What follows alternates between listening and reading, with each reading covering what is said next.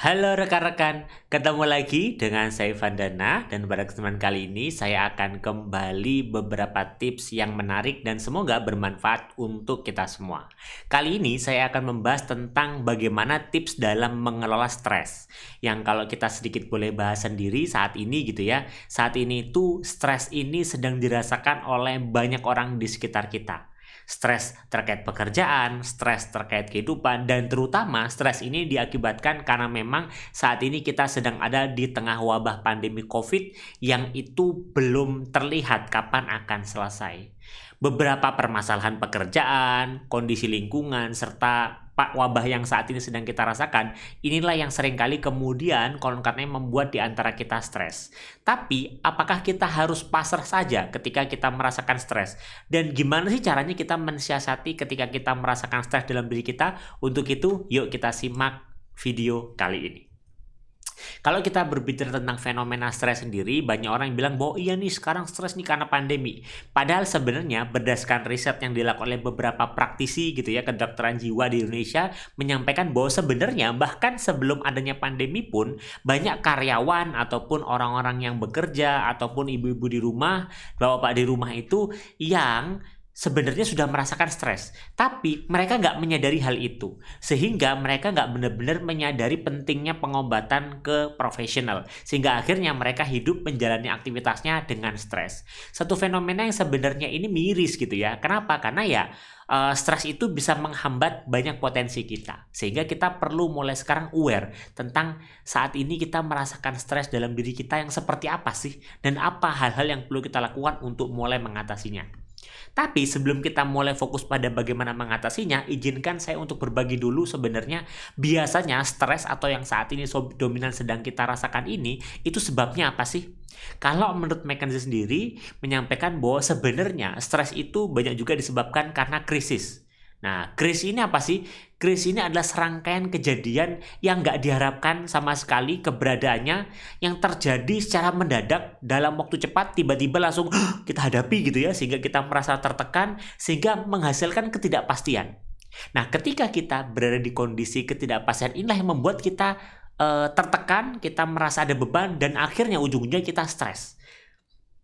Dan akhirnya stres ini menyebabkan ya perasaan kita jadi nggak jelas atau disorientasi perasaan, hilangnya kendali diri, merasa nggak berdaya, dan kemudian menyebabkan gangguan emosi yang semakin lama semakin menguat. Gangguan emosi ini yang kalau dibiarkan akhirnya ke perilaku-perilaku kekerasan, perilaku negatif, dan sebagainya. Itu kenapa mulai sekarang kita perlu makin aware kaitannya dengan adanya krisis yang menyebabkan diri kita stres, serta bagaimana cara kita menyikapinya. Satu hal yang kemudian saya pelajari gitu ya kaitannya dengan stres ataupun perasaan dalam diri kita ataupun emosi dalam diri kita itu hadir gitu ya, emosi marah, sedih, stres itu hadir layaknya alarm.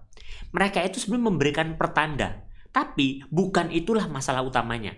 Jadi bukan stres ini masalah utamanya, tapi kita stres karena itu merupakan pertanda. Ada sesuatu yang membuat kita tidak nyaman, ada sesuatu yang tidak kita harapkan. Maka dengan mengetahui apa saja yang menyebabkan pertanda ini muncul, itu menjadi penting untuk kita mulai perlahan meredakan stres kita. Kalau kemudian saya boleh sharing dikit, biasanya gitu ya, stres atau emosi dalam diri kita yang kita rasakan itu karena adanya gap atau kesenjangan. Kesenjangan antara apa yang diharapkan dengan realitas saat ini.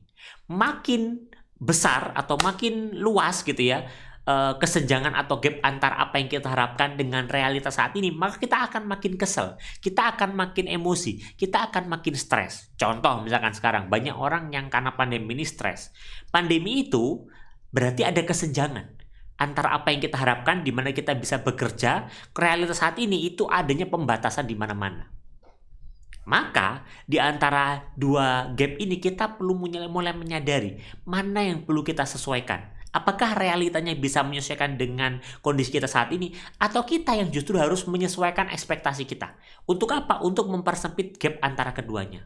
Maka kalau kita kemudian mengambil contoh terkait pandemi ini, rekan-rekan bisa sepakat atau nggak sepakat gitu ya. Tapi kalau kita ambil contoh terkait pandemi ini, yang kita harapkan adalah kondisi saya bisa bekerja kembali seperti dulu.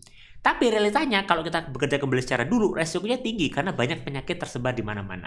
Maka yang bisa kita sesuaikan agar kita nggak stres adalah kita menyesuaikan harapan kita. Oke, kita berdamai dengan keadaan, kita terima keadaannya.